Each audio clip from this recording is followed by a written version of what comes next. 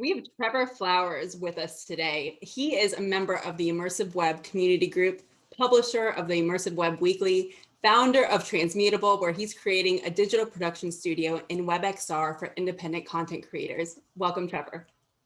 Thank you so much. I'm excited to be here. It's red carpet time. Right. What is your recommendation for people that are looking to get into this industry and learn a little bit more about immersive technology? What's your go-to resource?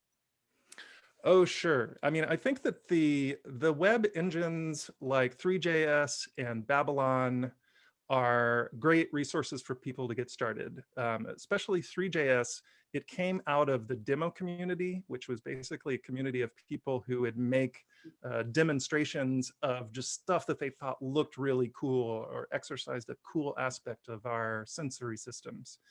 And so it's really oriented for people who want to get in there and get started using, anything from the really basics of web technologies all the way through to the complexities of shaders.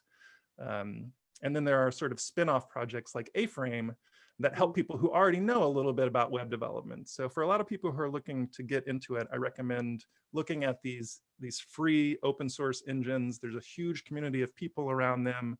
They have tons of demos, and in half an hour, you can fire up a text editor and start making a page that's doing fully immersive, amazing 3D things. So that's usually where I tell people to get their toes wet. And what do you think is the role of big tech like Oculus and Facebook in terms of the acceleration of innovation, creation, and adoption of XR? The course we're on right now is to sort of take the deal that we've made with handheld devices that we hold at arm's length, and translate it to devices that we have on our faces. And it's sort of a horror show because those arm's length devices are fully owned by some mega corporation. They can change them whenever they want. We're not allowed to load whatever applications or do whatever we want on them. It's kind of a rough deal for something that would actually sit between us and the world, sit between our eyes and the rest of the world, and our ears and the rest of the world. So I think what we'll get to is a realization as a culture that having more agency over the devices that you have is sort of a human right. It's a basic right that we really need to pay attention to. So things like fully open stacks and devices that are third-party verifiable to be running the software that you want them to run. There's sort of several tactics that we'll bring online as we get better at this that I think will make a big difference in improving that deal that we currently have. And so going forward, we're sort of creating what eventually will be to all of us more like a second imagination. And so that's one of the reasons why the open web is so crucial, because I don't really want my second imagination to be run by a single corporation or to be based on proprietary tools that can disappear whenever, the market changes. So I'm excited about the immersive web, mostly because it's just really important for us.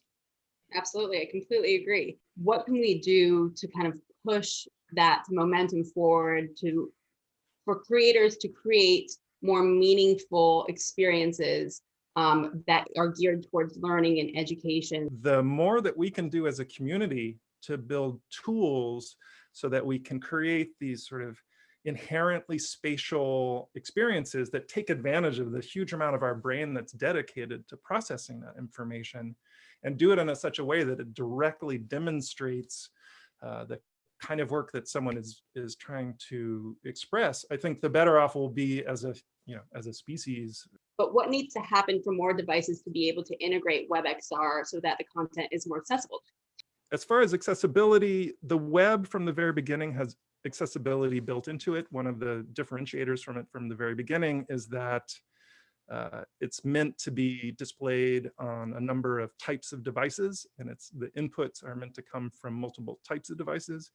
And in the development of WebXR, we very carefully designed with the idea that you wouldn't always come in with the Oculus tracked input device. You may come in with a sip and puff device that helps you, for people who can't manipulate that specific type of controllers. There's a level of abstraction there for these input devices that let people write applications that run on as many devices as possible and take in as many input types as possible.